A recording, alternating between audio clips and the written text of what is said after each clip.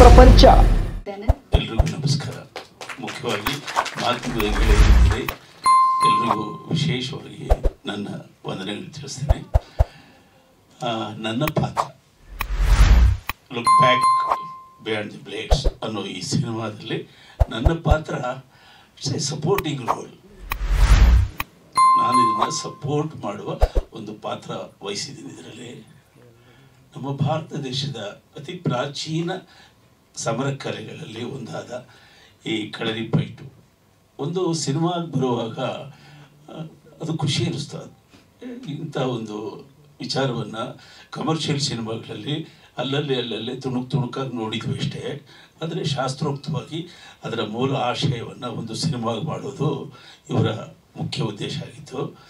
ಅವರು ನನ್ನನ್ನು ಭೇಟಿ ಮಾಡಿದಾಗ, ಸರ್ ನಂದೊಂದು ಹಾಡಿದೆ, ಕಂಪೋಸ್ ಮಾಡಿಕೊಡ್ತೀನಿ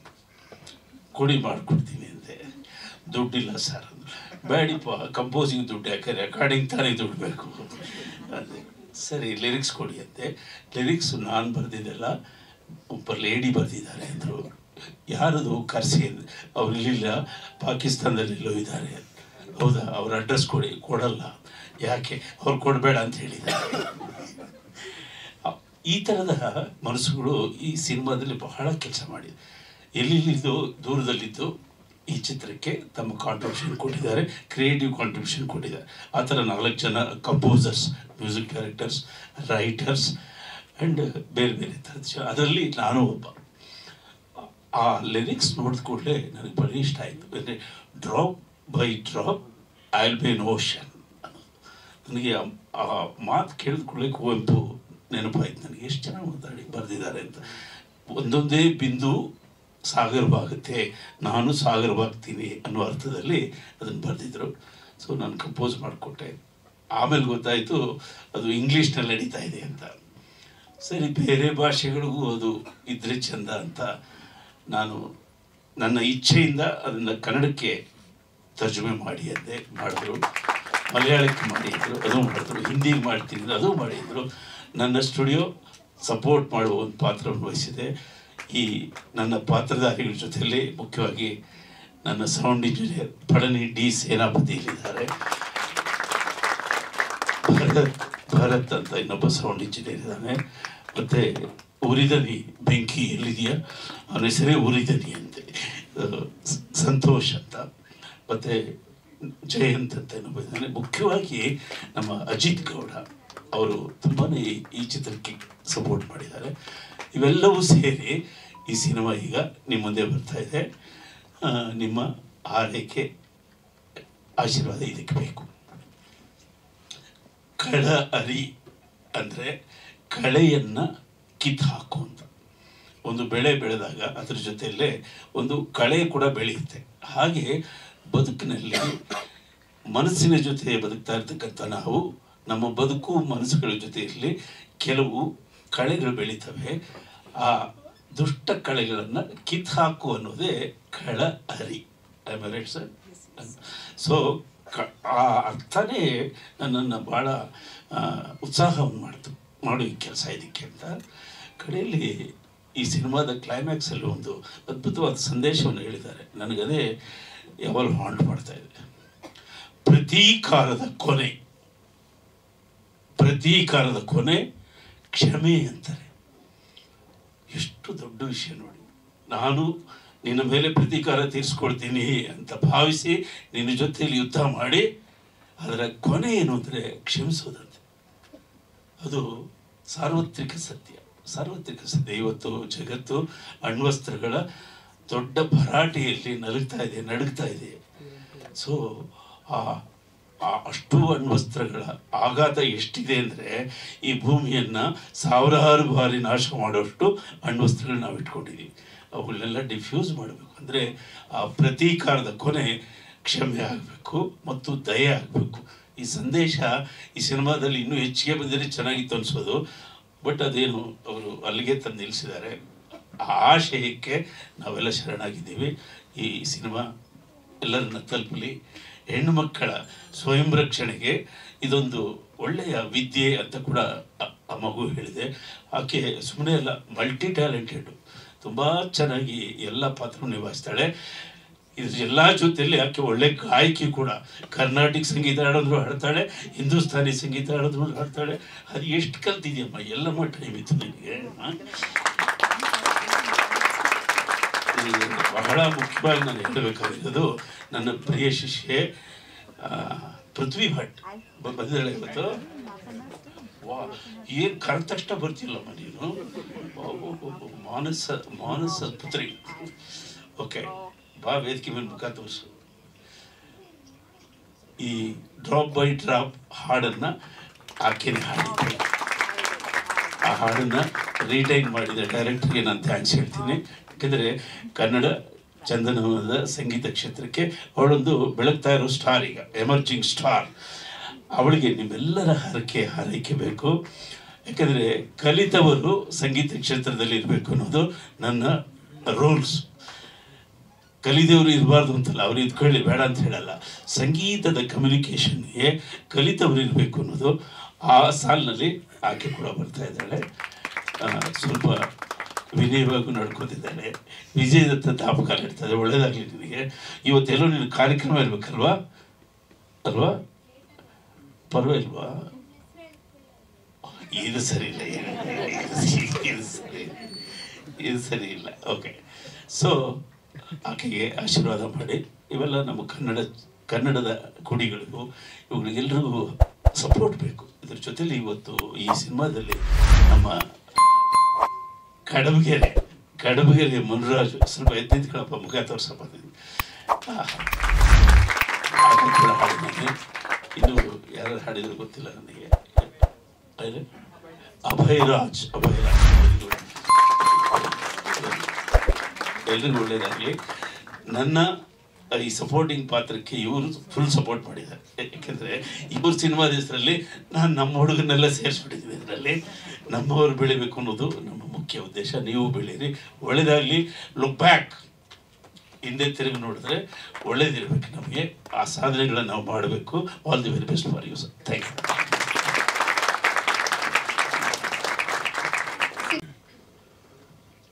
ವೇದಿಕೆ ಮೇಲೆ ಕೂತಿರೋ ಎಲ್ಲ ಗಣ್ಯರಿಗೂ ಹಾಗೂ ಇಲ್ಲಿ ಬಂದ ಎಲ್ಲರಿಗೂ ನನ್ನ ನಮಸ್ಕಾರಗಳು. ಸೊ ಇವತ್ತು ತುಂಬ ಖುಷಿ ಆಗ್ತಿದೆ ನಾನು ಇಲ್ಲಿದ್ದೀನಿ ಮುಂದೆ. ತುಂಬ ಬೇಗನೆ ನೀವೆಲ್ಲ ನಮ್ಮ ಚಿತ್ರವನ್ನು ನೋಡ್ಬೋದು. ಸೊ ಫಸ್ಟಾಗಿ ಹೇಳಬೇಕಾದ್ರೆ, when Ranjan sir told me about this movie, I was ಸ್ವಲ್ಪ ಭಯ ಆಗ್ತಿತ್ತು. ಯಾಕಂದರೆ ಕೋವಿಡ್ ಟೈಮ್ ಅಲ್ವಾ, ಸೊ ಹೇಗೆ ಶೂಟ್ ಮಾಡ್ತಾರೆ ಅಂತ. ಬಟ್ ಆ ಶೂಟಿಂಗ್ ಎಕ್ಸ್ಪೀರಿಯನ್ಸ್ ನನಗೆ ತುಂಬ ಸ್ಪೆಷಲ್ ಆಗಿತ್ತು. ಯಾಕಂದರೆ ಇದು ನಮ್ಮ ತಂದೆಯವರ ಅಜ್ಜಿ ಮನೆಯಲ್ಲಿ ಶೂಟ್ ಮಾಡಿರೋದು. ಸೊ ಪೂರ್ತಿ ಅಲ್ಲೇ ಇದ್ದು ಶೂಟಿಂಗಿಂದ ಪ್ರತಿ ಹಂತದಲ್ಲೂ ಅವ್ರ ಜೊತೆಗೆ ಇದನ್ನು ಹಂಚ್ಕೊಂಡು ಹೋದೆ ನಾನು. ಸೊ ಅದಕ್ಕೆ ನನಗೆ ತುಂಬ ಸ್ಪೆಷಲಾಗಿ ಅನಿಸುತ್ತೆ. ಇನ್ನೊಂದೇನಪ್ಪ ಅಂತ ಹೇಳಿದ್ರೆ, ಈ ಮೂವಿಯಲ್ಲಿ ನೀವು ನೋಡೋ ಎಲ್ಲ ಆ್ಯಕ್ಷನ್ ಸೀನ್ಗಳು, ಇದಕ್ಕೆ ನಾನೇ ಸ್ಟಂಟ್ ಮಾಡಬೇಕು ಅಂತ ಹೇಳಿ ಸರ್ ನನಗೆ ಸ್ಪೆಷಲಾಗಿ ಟ್ರೈನಿಂಗ್ ಕೊಡಿಸಿ ನಾನೇ ಮಾಡಿದ್ದೀನಿ ಸ್ವಂತವಾಗಿ. ಸೊ ಅದಕ್ಕೇನೂ ನನಗೆ ತುಂಬ ಖುಷಿ ಆಗುತ್ತೆ.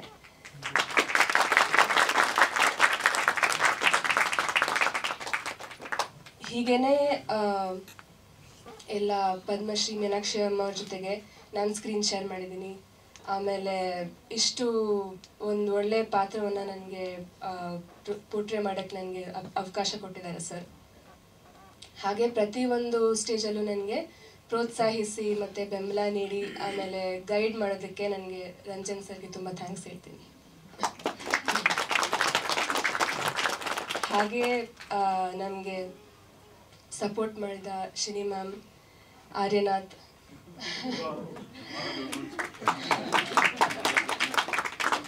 ಮತ್ತು ಫುಲ್ ನಮ್ಮ ಕಲರಿ ಗುರುಕುಲಂ ಫ್ಯಾಮಿಲಿ ಎಲ್ಲ ಸದಸ್ಯರಿಗೂ ನನಗೆ ಥ್ಯಾಂಕ್ಸ್ ಹೇಳೋಕ್ಕೆ ಇಷ್ಟಪಡ್ತೀನಿ. ಹಾಗೆ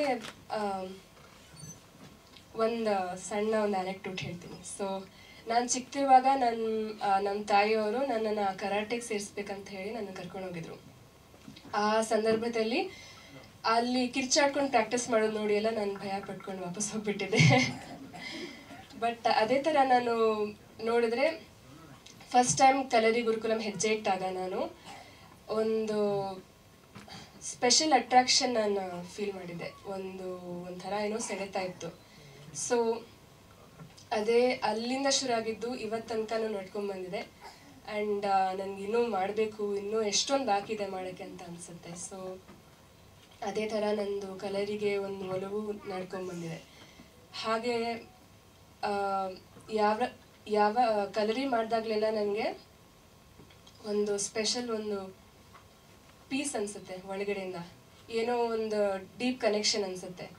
ಐ ಆಮ್ ಶ್ಯೂರ್ ಯಾರೇ ಪ್ರಾಕ್ಟೀಸ್ ಮಾಡಿದ್ರು ಅವ್ರಿಗೂ ಅದೇ ಅನುಭವ ಆಗುತ್ತೆ ಅಂತ ನಾನು ನಂಬ್ತೀನಿ. ಇವಾಗಿನ ಓಡಾಟ ಜೀವನದಲ್ಲಿ ಎಲ್ಲರೂ ಕೆಲಸ ಅದು ಇದು ಎಂತ ಎಲ್ಲ ಕಡೆ ಓಡ್ತಾ ಇರ್ತಾರೆ. ಸೊ ಆ ಒಂದು ಪ್ರೋಸೆಸ್ಸಲ್ಲಿ ನಾವು ನಮ್ಮನ್ನೇ ಎಲ್ಲೋ ಕಳ್ಕೊಂಡ್ಬಿಡ್ತೀವಿ. ತುಂಬ ಸಲ ಹಿಂಗಾಗತ್ತೆ. ಸೊ ನನಗೇನು ಅನಿಸುತ್ತೆ ಅಂತ ಹೇಳಿದ್ರೆ, ಕಲರಿ ಒಂದು ಒಳ್ಳೆ ಮಾರ್ಗ, like to connect with our selves, to find our selves back. Kalari ತುಂಬ ಒಳ್ಳೆಯದು ಅಂತ ನನಗೆ ಒಂದು ಅನಿಸಿಕೆ. ಹಾಗೆ ಹೇಳ್ತಾ ನೋಡಿದ್ರೆ, ಇವಾಗ ನಾವು body is connected to the mind ಅಂತ ಹೇಳ್ತೀವಿ. ಸೊ ನಮಗೆ ಮನಸ್ಸಿಗೆ ಏನೋ ನೋವಾದ್ರೂ, ಏನೇ ಪ್ರಾಬ್ಲಮ್ ಆದ್ರೂ ನಮ್ಮ ದೇಹದಲ್ಲಿ ಕಾಣಿಸ್ಕೊಳುತ್ತೆ ಅದು. We can see it in our body. And in the same way, to heal our mind, to get out from the stress and to solve our mental health issues also, ನಮ್ಮ ದೇಹವನ್ನು ನಾವು ಉಪಯೋಗಿಸ್ಕೋಬೋದು ಅಂತ ನಾನು ನಂಬ್ತೀನಿ. ಸೊ ನೀವು ನೋಡ್ತೀರಾ, ನೀವು film release ಆದಾಗ ನೀವು ಹೋದರೆ you see it in the film, ಹೇಗೆ ಇದಕ್ಕೆ ಸಾಧ್ಯ ಅಂತ. So this is a very good way to maintain our own mental health in this era. ಇವಾಗ ಇನ್ನೊಂದು ಮಾತೇನಂತ ಹೇಳಿದ್ರೆ, ನಾವು ನೋಡ್ತೀವಿ ಇವಾಗ ಸಮಾಜದಲ್ಲಿ ನಮ್ಮ ಹೆಣ್ಮಕ್ಳನ್ನ ಹೇಗೆ ಟ್ರೀಟ್ ಮಾಡ್ತಾರೆ ಅಂತ.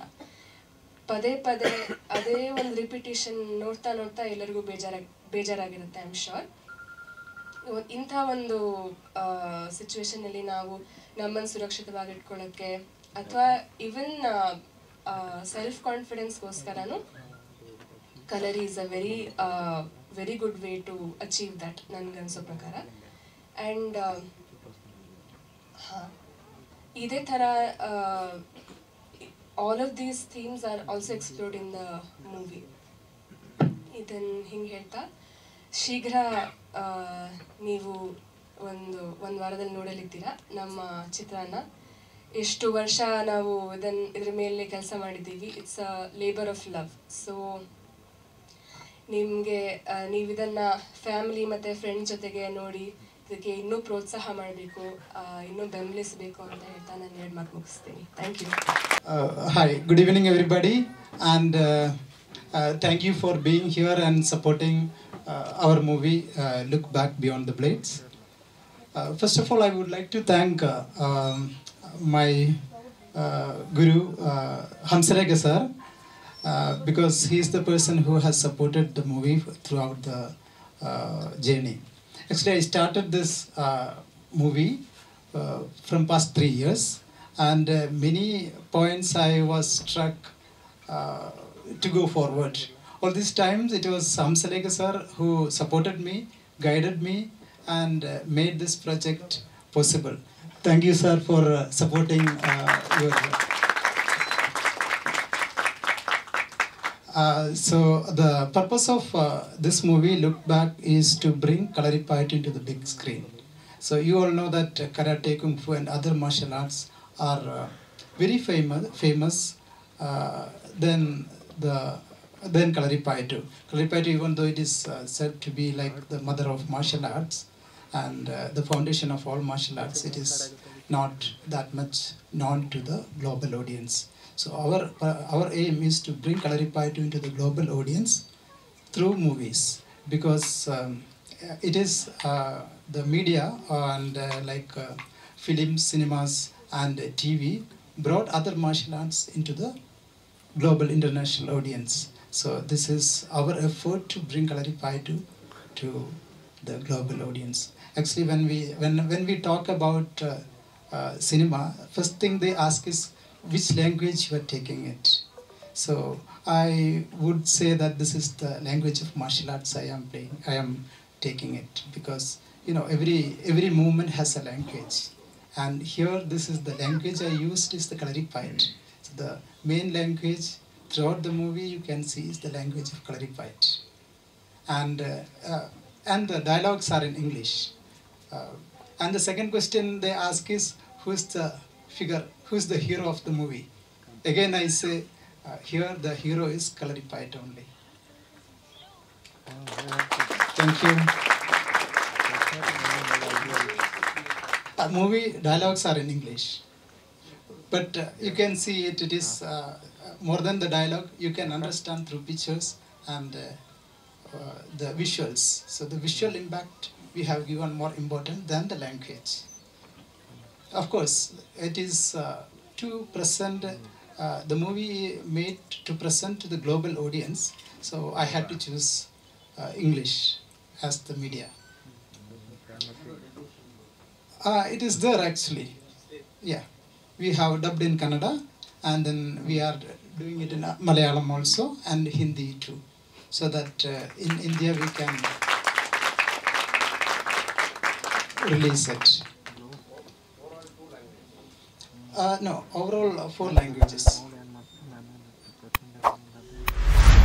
And even though this is a low budget movie, I have made sure the authenticity of the movie is up to in a high level. That is the reason I choose Meenakshi Amma, because Meenakshi Amma, she is 82 years old. Now she is 84. When I shoot the movie, she was 82 years, and still she takes the sword and fight.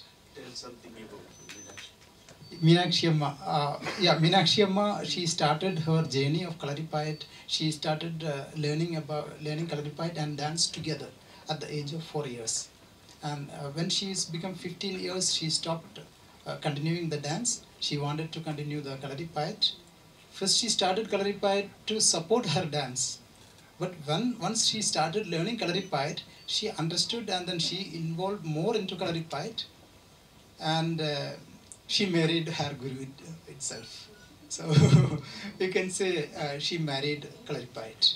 So she is that much dedicated to Kalarippayat, and she got Padma Shri award.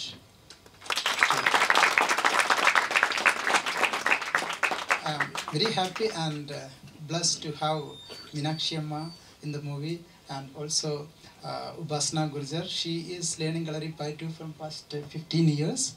She has got state national awards, and of course the the heart of the movie is the songs. So here we have given more space for the song, and Hamsalege sir is blessed again with the songs.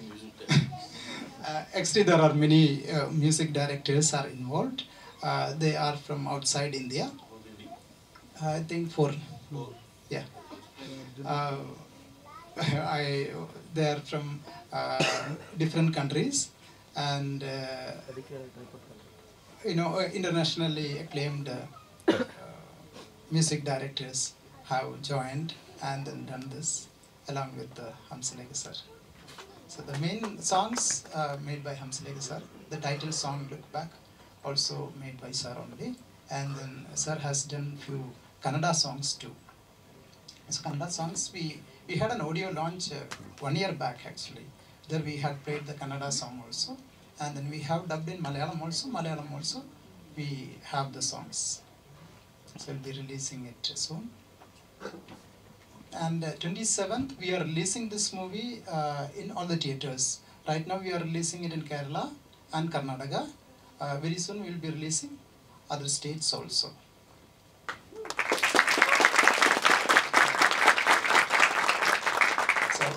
It will be like a worldwide release soon, once we see the release after the Karnataka and Kerala. Yeah, Bangalore. Bangalore, it's a multiplex release.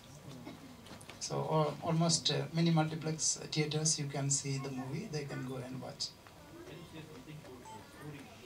The story, this is mainly about student, her journey along with her guru. So initially she is like more into revenge. But when she learns Kalaripayattu, the transformation of her body and the mind is the main theme for the movie. It's not story of Meenakshi Amma. This is a fictional story only. Yeah. Many teachings and the students, the mind, their psychological changes we have adopted.